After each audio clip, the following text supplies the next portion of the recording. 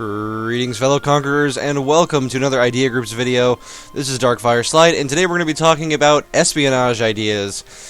Now, most of you, as far as I'm aware, have a fairly negative opinion of espionage ideas, and in the past you would certainly have been right. For the longest time, espionage ideas was actually arguably worse than even naval ideas.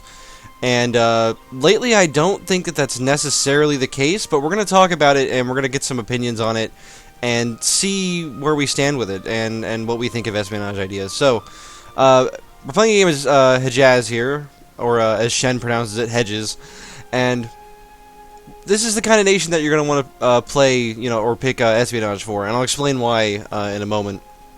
So first, let's go over the ideas. Alright, for starters, we have Efficient Spies, which gives spy network construction plus 50% and advisor costs minus 10%. The spy network construction means that you're going to be able to build up enough of a spy network in another country to be able to fabricate claims much more quickly, which will save you points. It will save you specifically diplo points on taking provinces that you can actually fabricate claims on, and it'll save you aggressive expansion as well for actually having claims.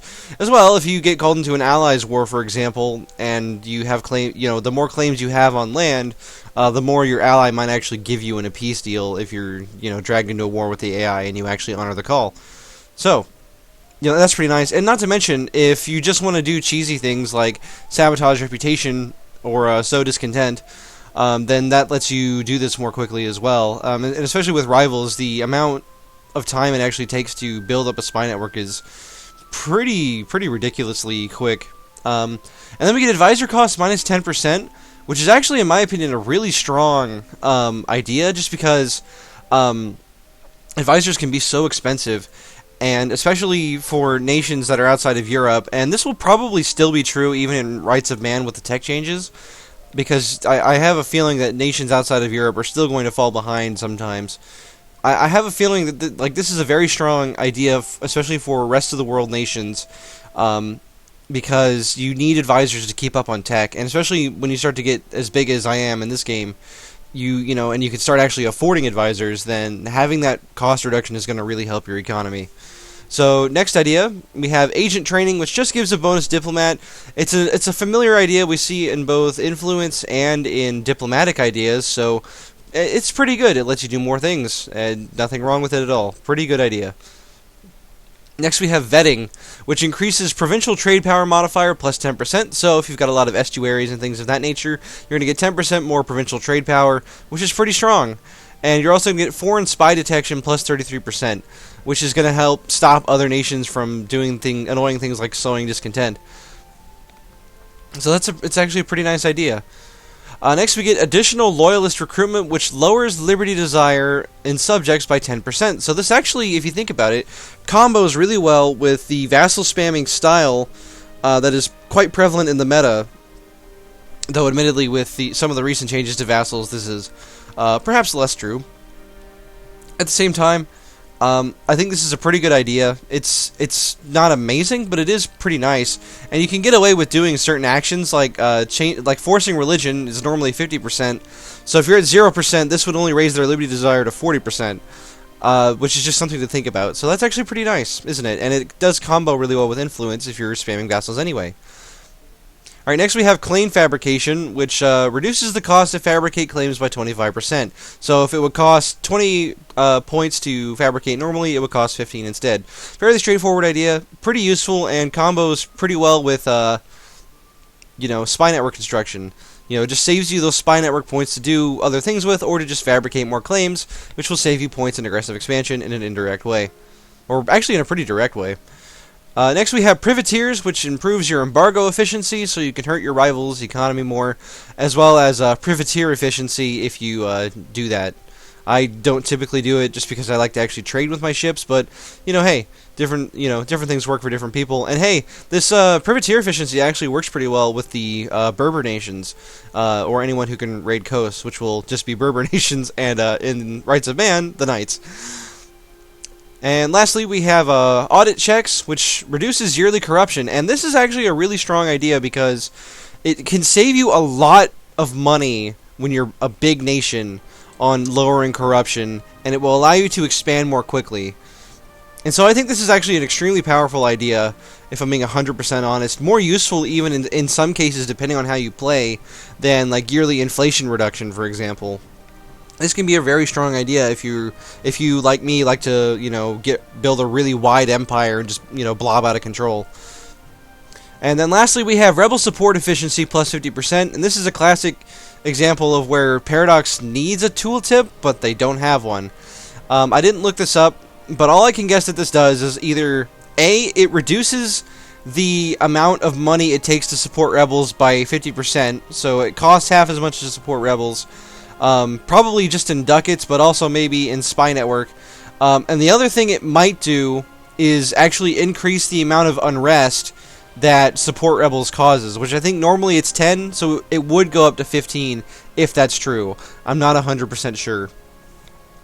So if you're not sold on this idea group yet, let me point out the policies that you can get that may change your mind.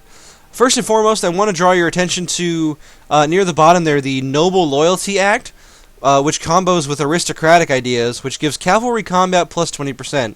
Now, most of the time, that's not a very good idea, because in Europe, for example, you don't ever have that much cavalry. In the early game, you typically only have 4 per stack if you're properly stacking, and in the later game, you can get up to 6, and by the end of the game, maybe up to 8 per stack. And, it's nice, but it wouldn't be that great. However, consider this with Eastern nations, specifically with Muslim Tech Group and Hordes. Hordes, for example, can have 100% cavalry in their armies. They don't ever have to have infantry, as far as I'm aware. It used to work that way. I'm pretty sure it still does. So, if you have an army of nothing but cavalry, and most Hordes get cavalry combat bonuses anyway, that's a pretty significant buff to your army, especially in the early game. If you take espionage as like your first idea, for example, and aristocratic as your first military group. The other and Muslim groups can have up to 80% cavalry, which means you can have crazy stacks like a 10-15, for example,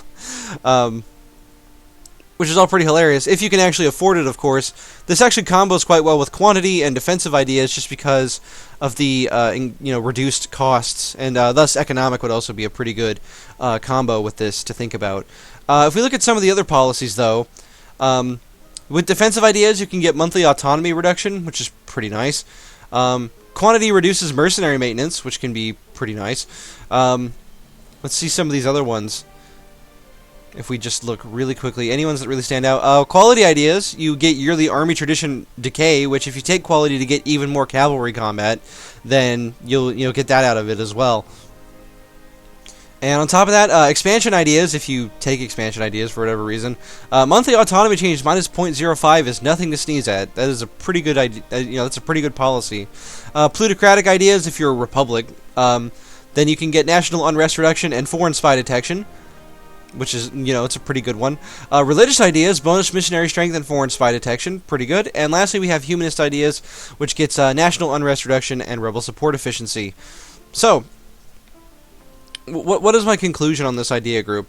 I think that espionage is a lot better than it used to be, and I think for Muslim and Horde nations, or anyone who can get higher than than the standard cavalry ratio, I think that it's worth taking if you take aristocratic ideas. Now, aristocratic is a little bit, it's a little bit dubious in its, in how good it is, but like I said, because aristocratic also improves cavalry, by taking these two idea groups, you will have a base of 30% better cavalry.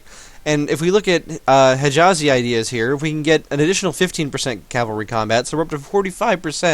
And if I take quality as well, that is a 55% bonus to cavalry combat ability, which is better than what Swedish or Prussian armies can achieve with their infantry, which is really awesome if you can actually afford to have an army of that. And it's a very fun. I don't think it's very practical, just because cavalry are still so expensive.